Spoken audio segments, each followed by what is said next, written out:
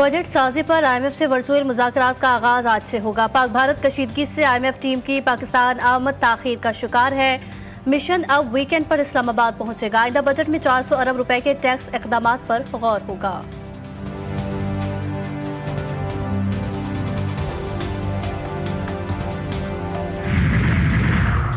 और कराची के इलाके नाज़माबाद में स्कूल के बाहर मुलजमान ने फायरिंग करके एक शख्स को कत्ल कर दिया, जबकि बच्ची जख्मी हो गई। पुलिस के मुताबिक मकतूल अपनी बेटी को स्कूल छोड़ने आया था। नॉर्थ नाज़माबाद में भी नामालूम मुलजमान की फायरिंग, 2 अफराद जख्मी। पुलिस के मुताबिक जख्मी होने वाले दोनों भाई हैं।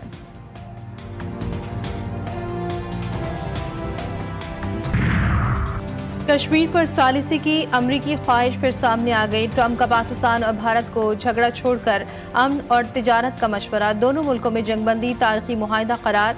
डोनाल्ड ट्रंप का कहना है कि पाकिस्तान और भारत की क़यादतें मजबूत और ज़हीन हैं।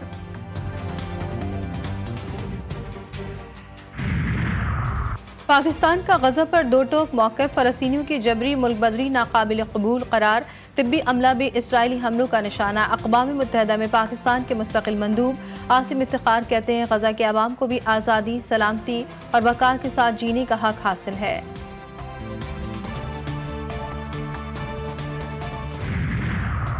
और रूस और यूक्रेन में जंगबंदी मुज़ाकरात कल इस्तांबुल में होंगे। अमरीकी वज़ीर ख़ारजा मार्को रूबियो को भी जंगबंदी मुज़ाकरात में शिरकत का इम्कान। मॉस्को हुकाम के मुताबिक रूसी सदर पुतिन के मुज़ाकरात में शिरकत का फैसला नहीं हुआ।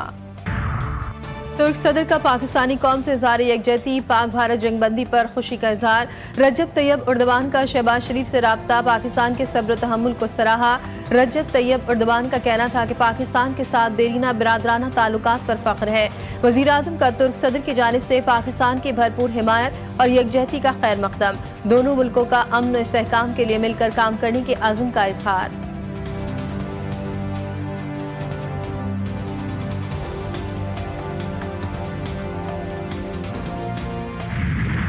भारतीय वज़ीर आज़म का इश्तियाल अंगेज बयान मुस्तरद। भारतीय हाई कमीशन का स्टाफ मेंबर नापसंदीदा शख्सियत करार।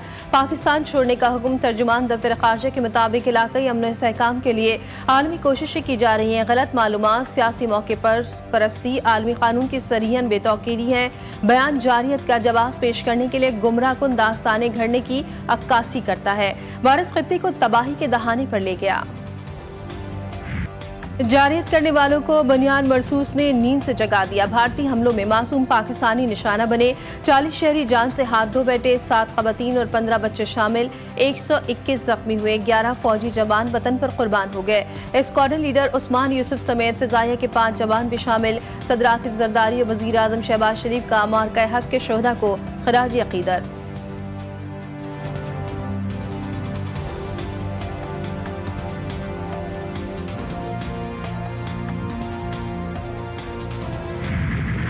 डोनाल्ड ट्रंप ने ट्वीट किया और मैं समझता हूँ ये बड़ी डिप्लोमेटिकली बड़ी सक्सेस है अल्हम्दुलिल्लाह कि उन्होंने कश्मीर का जिक्र किया अपने ट्वीट में जी।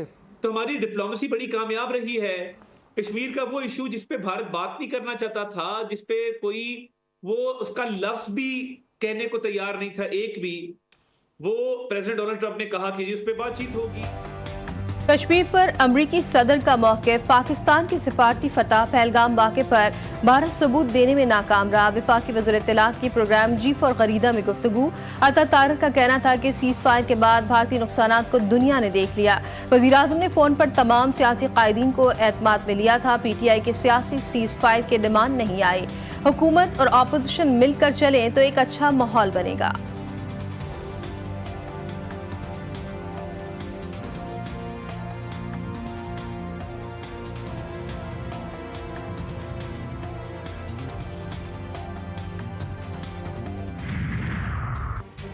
नरेंद्र मोदी, करो सरेंडर, इस्तीफा दो और घर जाओ। तुम्हारी हिंदुत्व कार्ड इस्तेमाल करने की कोशिश नाकाम हो चुकी।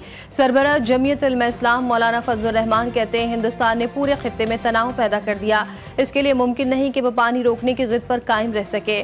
शहबाज हुकूमत की जानिब से रात APC की दावत मिली जो सब मुलतवी हो गई। मौजूदा हालात में हुकूमत को APC बुलानी चाहिए।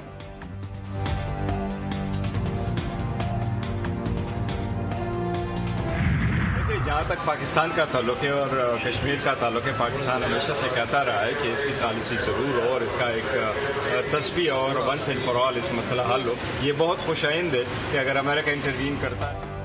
चेयरमैन पीटीआई बैरिस्टर गौहर का पाक फौज को खराज तहसीन, कहा कौम की दुआएं कबूल हुई, भारत का गरूर खाक में मिल गया, पाकिस्तान का जवाब गया तो पूरी दुनिया ने देखा और सुना, भारत ने महसूस भी किया, पाकिस्तान से दुनिया के ताल्लुकात अब तब्दील होंगे। अलीमा खान का कहना था कि हमारी एयरफोर्स ने जवाब दे दिया, बानी पीटीआई का फौज से कोई मसला नहीं, उन्हें जेल में डालने वाले मुल्क के खैर ख्वाह नहीं।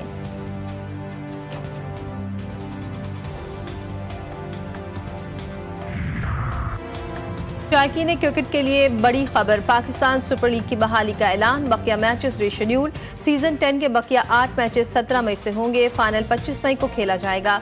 चेयरमैन पीसीबी का ऐलान, मोहसिन नकवी कहते हैं कि पीएसएल वहीं से शुरू होगा जहां रोका गया था, हम मुत्तहिद हैं, खिलाड़ियों और फैंस में भी वही जज्बा होगा। बड़ी ईद की बड़ी तैयारियां, कराची के नॉर्दर्न बाईपास पर एशिया की सबसे बड़ी मवेशी मंडी सज गई, मंडी में 50,000 से ज्यादा जानवर पहुंचा दिए गए, मंडी में बड़े जानवर शहरियों की तवज्जो का मरकज, 3 फीट की गाय ने भी धूम मचा दी। लाहौर में भी सुन्नत इब्राहिमी की अदायगी के लिए तैयारियां उरूज पर, एक से एक जानवर हर एक की तवज्जो का मरकज।